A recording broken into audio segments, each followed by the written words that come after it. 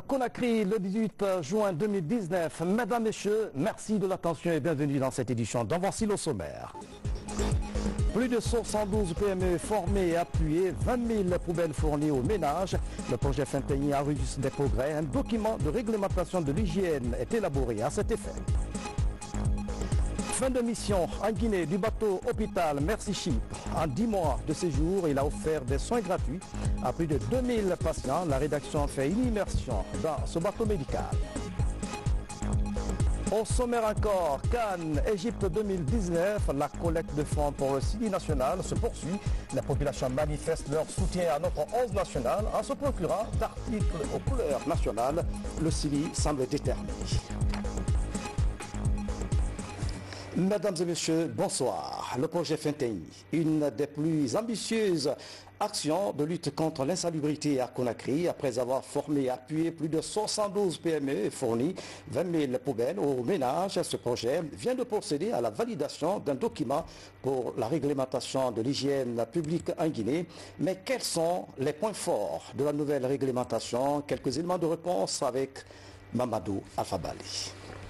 Pendant que Conakry surmonte progressivement ses problèmes liés à l'insalubrité, une nouvelle dynamique vient renforcer les efforts et politiques menés sur le terrain par les différents acteurs du secteur. Dans cette salle, élus locaux de la capitale, PME et institutions intervenant dans le domaine valident le règlement d'hygiène et de salubrité publique en Guinée.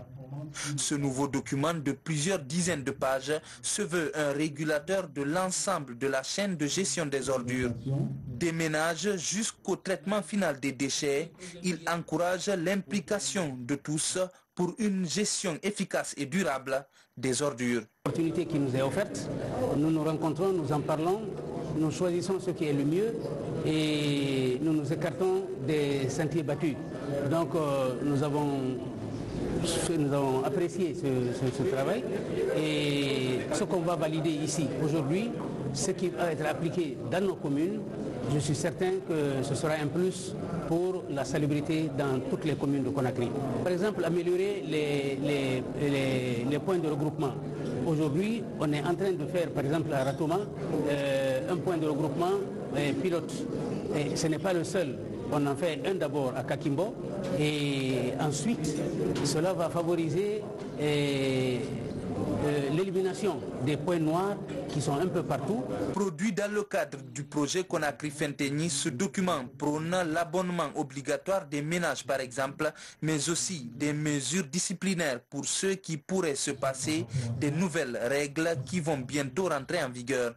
Après les séances de sensibilisation, après les efforts de sensibilisation réalisés depuis plus de 2 ans par le projet, on a estimé qu'il faille maintenant passer à la phase de répression pour pouvoir contraindre les ménages et autres producteurs de déchets à changer leur comportement en matière de gestion des déchets. Aujourd'hui, Conakry produit plus de 1000 tonnes d'ordures par jour. Parallèlement aux initiatives nationales, d'autres acteurs tentent de conjuguer les efforts pour relever l'un des plus gros défis de la capitale et des villes de l'intérieur du pays. Éducation, c'est désormais officiel. La date des examens nationaux est prévue du 4 au 19 juillet sur toute l'étendue du territoire national. Les candidats s'activent dans les préparatifs. Le département de l'éducation nationale a pris les dispositions pour le bon déroulement des examens. Abdul Karifa et Mamaïsata Kamara ont sillonné quelques écoles de la capitale. Regardez. À quelques semaines du lancement des examens nationaux, l'heure est aux séances de révision dans certains établissements scolaires de la capitale. Le lycée Senghor, par exemple, n'a pas connu de perturbations lors des crises qui ont secoué le système éducatif. Ici, les programmes sont complètement achevés. À ce stade des préparatifs, les candidats sont soumis à une révision générale des programmes. Le programme est pratiquement achevé. Donc le programme est terminé et maintenant nous essayons de se réunir, de revoir les anciens sujets de bac, de faire des sujets de synthèse qui est presque bac typique pour pouvoir renforcer le niveau des élèves. Les notes qui résultent de l'examen blanc montrent à suffisance que vraiment c'est des candidats qui sont à 80% prêts. Donc nous sommes en train de faire les dernières retouches pour les laisser aller tenter leur chance. À l'établissement privé Jean Mermoz de Matoto, où l'effectif de candidates au BEPC est beaucoup plus élevé, un programme de révision est élaboré. Il s'agit d'évaluer les candidats dans différentes matières avant le jour J. Les élèves satisfaits des cours de révision comptent aborder les épreuves en toute confiance. Quand je viens à l'école le matin, notre maître nous dit de prendre les cahiers de questionnaire, de réviser. Comme aujourd'hui, on a révisé les questionnaires d'histoire de 1 jusqu'à 45. Parfois à la maison, on fait les dictées, parfois les opérations. Notre maître nous demande ce qu'on n'a pas compris sur les opérations. Nous, on se lève, on dit, monsieur, on n'a pas compris ça, on n'a pas compris ça.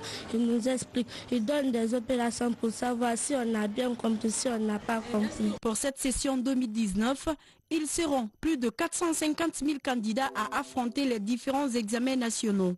Des examens qui vont démarrer par l'élémentaire le 4 juillet pour prendre fin le 19 sur toute l'étendue du territoire national.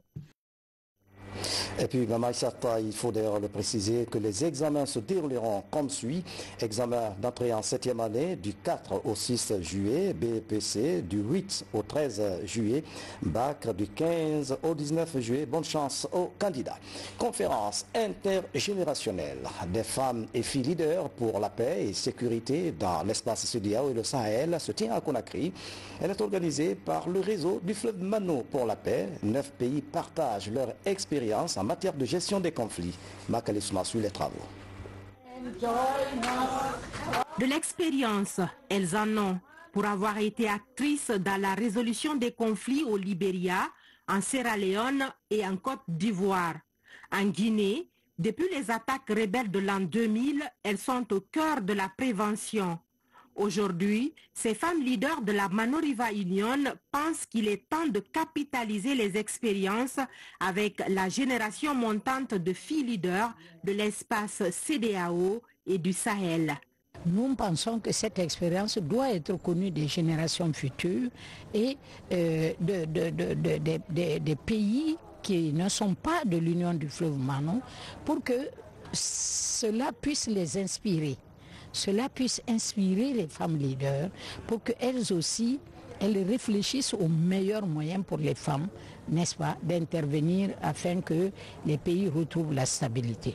C'est le début d'un processus. Il doit aboutir au renforcement des capacités de la nouvelle génération de jeunes filles leaders dans la prévention et la résolution des conflits. Nous n'avons aucun doute qu'un public aussi diversifié dans le genre, aussi diversifié dans l'âge et les horizons qui est présent ici aujourd'hui dans cette salle, nous permettra de contribuer de manière substantive aux travaux de Nairobi sur la CIPD et à trouver réponse aux complexes problèmes qui menacent la paix, la stabilité et le développement en Afrique de l'Ouest et au Sahel.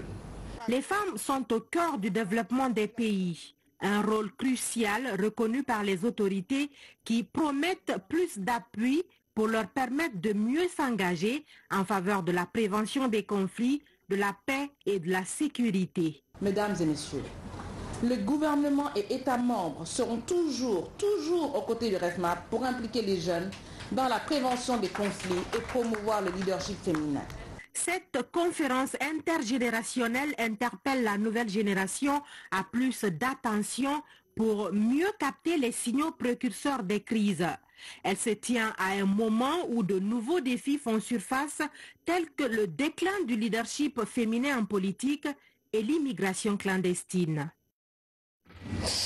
En plus bref, la commune rurale de Bolobou, dans la préfecture de Guékédou, cette localité vient de bénéficier d'un pont en béton armé de 28 mètres linéaires sur le fleuve Mafissa. Il est financé par le fonds d'entretien routier. L'ouvrage désenclave une dizaine de villages environnants. Le reportage de Moussa Komara dans nos prochaines éditions d'information. À Kindia, depuis 48 heures, le ministre d'État au transport et le ministre de l'énergie sillonnent les différentes localités pour procéder au lancement des infrastructures sociales destinées aux populations à la base. Ces infrastructures sont financées par l'ANAFIC. Partout, les populations bénéficiaires expriment leur gratitude au chef de l'État, professeur Alpha Condé. Le reportage est signé de Yaya Sina. La préfecture de Kindia entre de plein pied dans ce vaste mouvement de développement socio-économique à la base. Depuis ce lundi, le ministre d'État au transport et le ministre de l'Énergie sillonnent les districts, les CRD et les communes urbaines de Kindia pour procéder au lancement des travaux des projets financés par l'Agence nationale de financement des collectivités ANAFIC. C'est quelque chose que nous attendions depuis longtemps. On a beaucoup réclamé une maison de la jeunesse à Koliagbé ici. Donc c'est un sentiment de joie. Ce centre-ci s'est construit et la jeunesse sera vraiment contente. Et nous savons que dans l'avenir, nous pourrons maintenant faire l'ambiance comme il le faut. L'ANAFIC est une initiative du chef de l'État, professeur Alpha Condé, pour booster le développement des collectivités afin de lutter contre la pauvreté et surtout la migration clandestine des jeunes. Pour la préfecture de Kindia, une importante somme d'argent est débloquée pour la réalisation des infrastructures. C'est pourquoi les ministres ont rassuré les populations des localités visitées quant à la pérennité de l'action. Il s'agit d'un nouveau départ qui est donné à notre politique de décentralisation.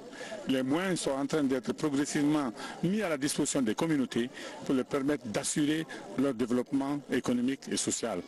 L'ANAFIC, les activités ne s'arrêtent pas seulement au centre de santé ou bien aux maisons pour les jeunes, mais c'est aussi l'eau potable, c'est l'énergie, c'est beaucoup d'autres choses pour que les communautés à la base puissent avoir un plus dans le développement général de notre pays. Des localités comme Gouléa, Samoureya, Barenfori, Guéréa-Khori et Frigiagbe, partout les citoyens ont loué l'œuvre salvatrice du président Alpha Condé en faveur des populations. Ils ont promis de soutenir toutes les initiatives de développement de leur localité en particulier et de la Guinée en général. Dans le même registre, une mission gouvernementale séjourne à Moyenne-Guinée. Elle vient de lancer de nombreuses infrastructures socio-communautaires. C'est dans le cadre de l'ANAFIC, Agence nationale de financement des collectivités locales, et l'initiative du président de la République, professeur Alpha Condé, qui contribue à l'amélioration des conditions de vie des populations à la base. Ablaïa, le reportage. Au milieu des montagnes, voici Talema. Une localité située à environ 8 km du chef-lieu de la commune rurale de Kouramangui, préfecture de l'Abi. Dans cette localité de plus de 2500 habitants, l'école n'a jamais existé.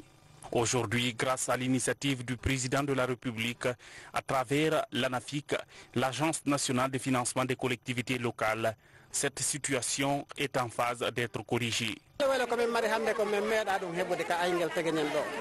Aujourd'hui est notre plus grand jour. Depuis notre enfance, nous avons rêvé de voir une école ici à Talema. Nous remercions Dieu qui a exaucé nos prières et saluons l'acte du chef de l'État. C'est 15% des recettes minières qu'on vous distribue comme ça. Ici, on ne connaît pas le diamant, ni la bauxite ou l'or. Nous saluons et remercions le professeur Alpha Condé qui en est l'initiateur. Cette initiative est vraiment loin de la politique. Cette école va nous permettre de sauver la vie des enfants de Talema. Car l'instruction est la clé du monde. Nous, on n'est pas trop instruits. Mais c'est à cause de notre petite connaissance que vous nous avez choisi pour diriger la mairie.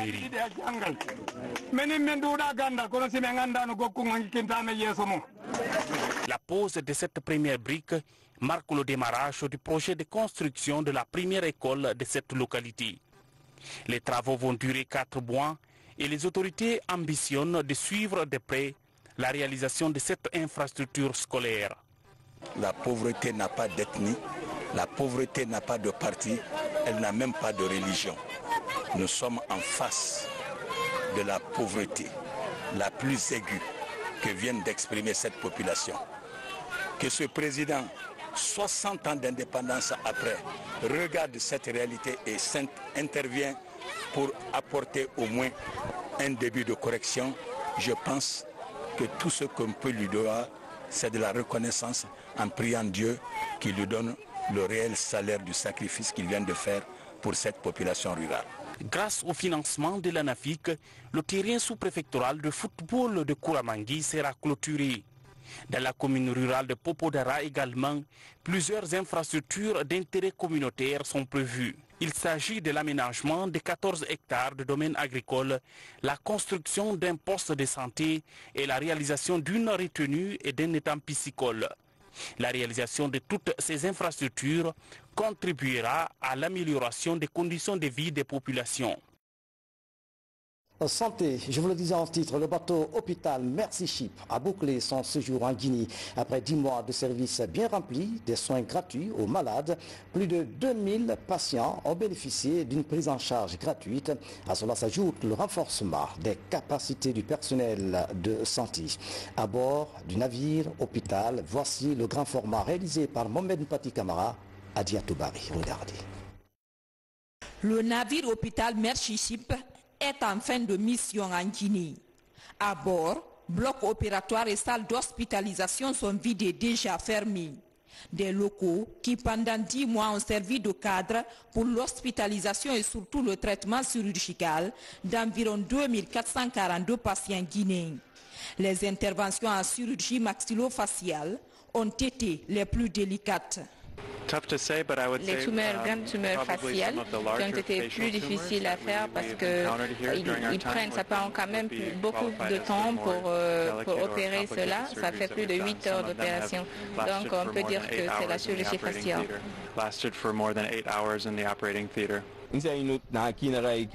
Avant, mes jambes étaient complètement pliées, mais actuellement, je peux marcher très bien et je suis content.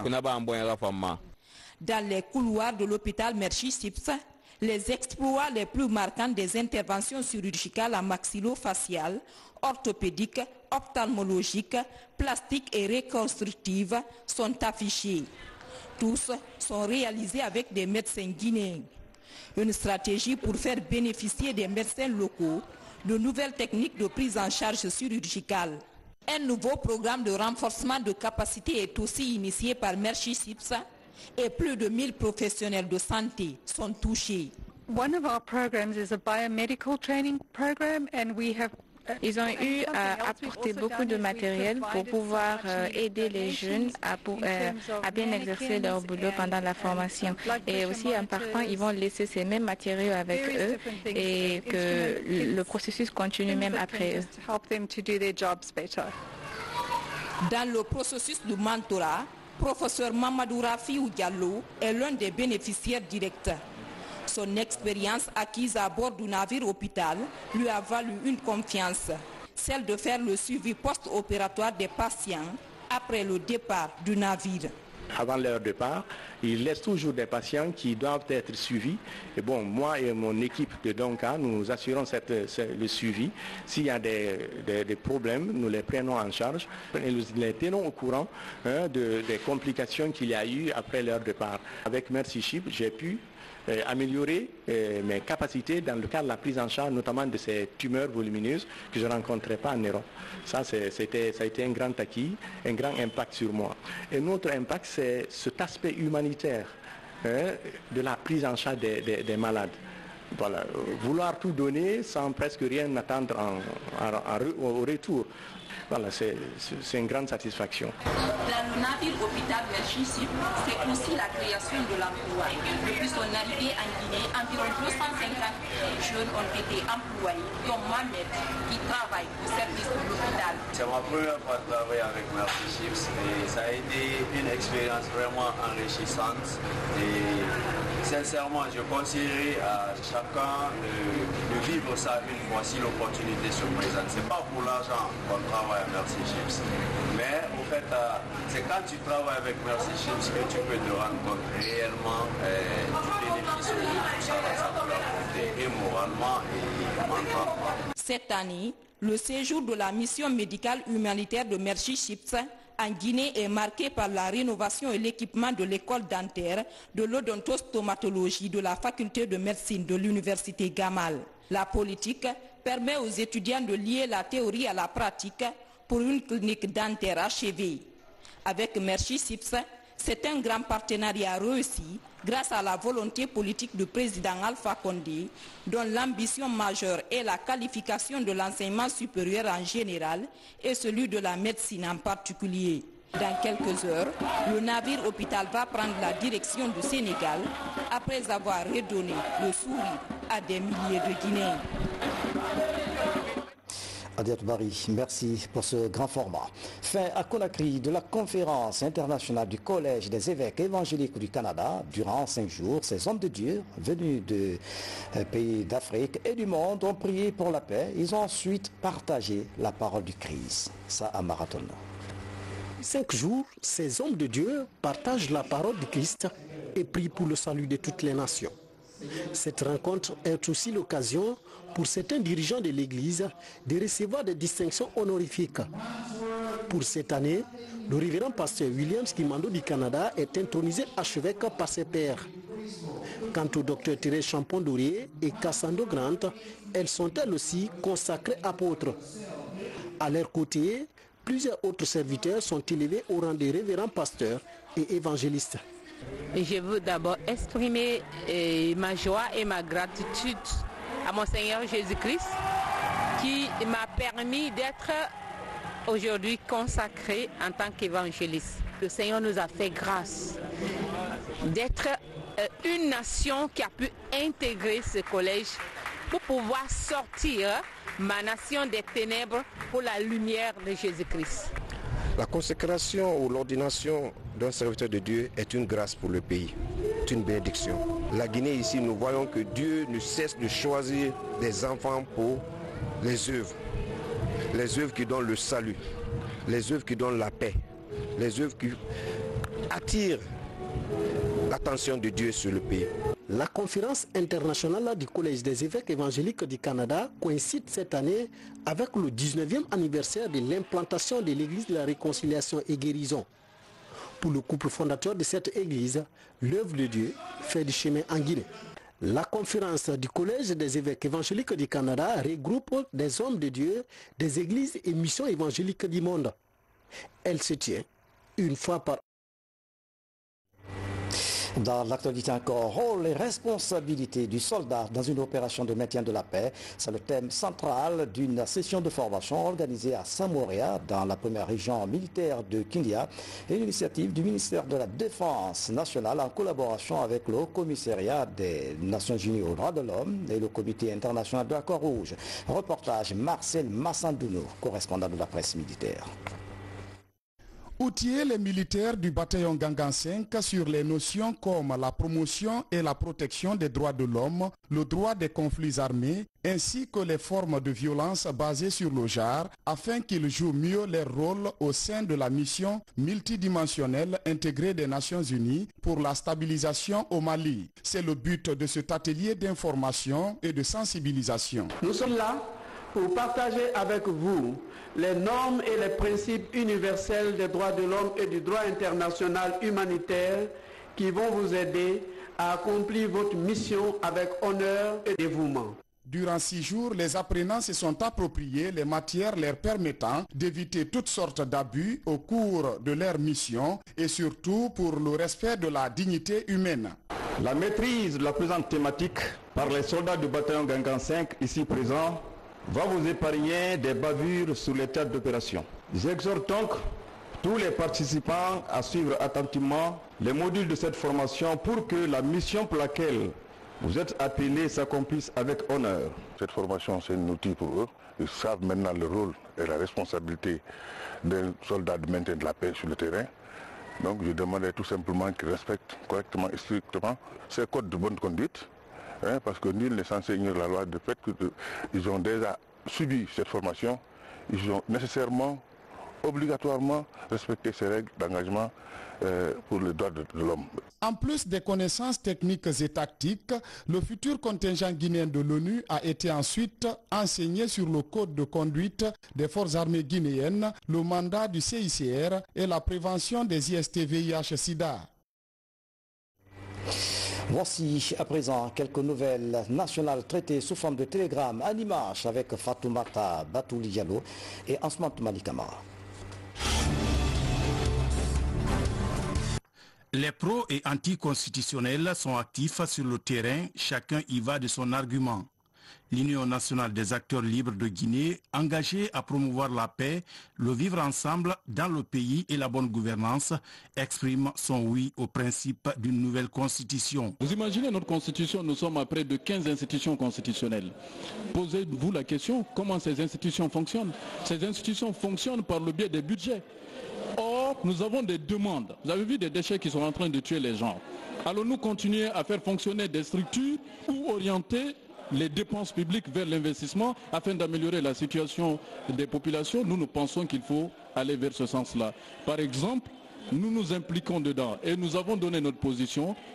Également, parmi nos propositions, c'est celui de la réduction systématique du nombre d'institutions constitutionnelles qui sont au nombre de 15 et de le réduire au maximum à 4 ou à 5. Donc l'économie, cette réduction pourra faire une économie et cette économie peut être orientée vers des chantiers de développement sociaux de base. Chaque année, au niveau mondial, 12 millions d'hectares de terres fertiles disparaissent à cause de l'avancée du désert, selon les Nations Unies. Le comportement de l'homme est généralement considéré comme principale cause de la dégradation de ces terres. 30% de l'ensemble des terres sont dégradées et ont perdu leur capacité productive. En Guinée, les mauvaises pratiques agricoles, le surpâturage, la carbonisation, l'exploitation abusive du bois, les fours à briques, la saliculture, l'exploitation minière, les feux de brousse, etc. ont radicalement modifié les paysages autrefois riches et variés. L'érosion hydrique a favorisé l'augmentation des superficies impropres à l'agriculture.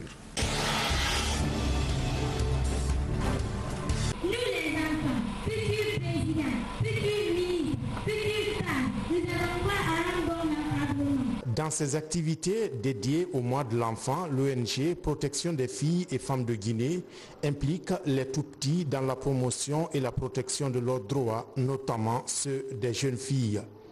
Des scènes de théâtre, de la poésie et des représentations culturelles sont utilisées comme des canaux de sensibilisation sur les atteintes au bien-être des filles en Guinée. On a plutôt pensé à l'orphelinat parce que l'orphelinat, c'est les enfants défavorisés.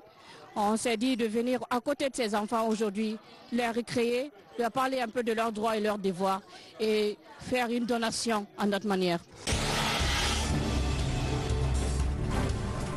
Le président de l'Assemblée nationale s'est rendu successivement dans les maisons mortuaires de l'artiste émérite Sia Tonno suite au décès de sa maman et chez le général Namouri Traoré, chef d'état-major général des armées, qui a aussi perdu récemment sa mère des suites de maladie. L'honorable Claude Kouri Koundiano et sa suite étaient venus présenter les condoléances de l'institution parlementaire dans ces différentes familles éplorées. Il vient au nom de sa famille, de ses collaborateurs, pour venir présenter ses condoléances les plus attristées. Que l'âme de notre illustre maman repose en paix.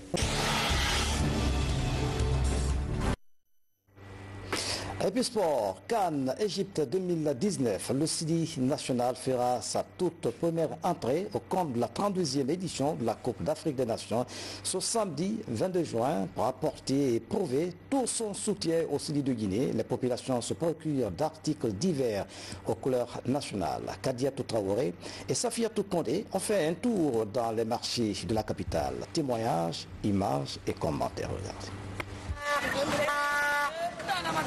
En prélude à la Coupe d'Afrique des Nations, les marchés de la capitale sont aux couleurs nationales. Maillots de jeu, t-shirts, bracelets, drapeaux ou boucles d'oreilles portent le rouge, jaune et le vert. Ces gadgets, qu'ils soient petits ou grands, sont prisés par le public.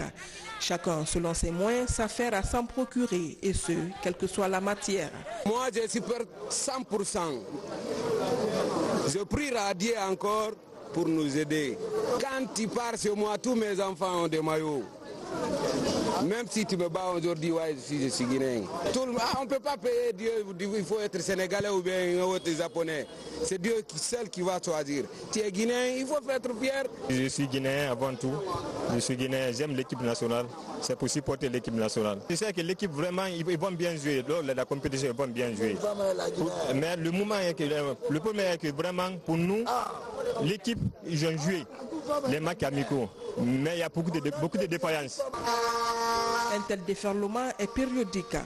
Arborer le drapeau guinéen lors des joutes footballistiques est certes un grand signe patriotique, mais c'est aussi une opportunité éphémère pour ces vendeuses de faire bondir les chiffres d'affaires. Les articles, surtout le maillot, manquent et les prix augmentent. Même dans ces cas, les gens viennent acheter. Il en sera ainsi pendant toute la campagne du Sili à la Canne. Dans la capitale et à l'intérieur du pays, les couleurs nationales seront surtout et visibles partout. Notre porte-étendard au pied des sphinx et pharaons feront leur entrée dans la compétition le samedi 22 face aux Malgaches.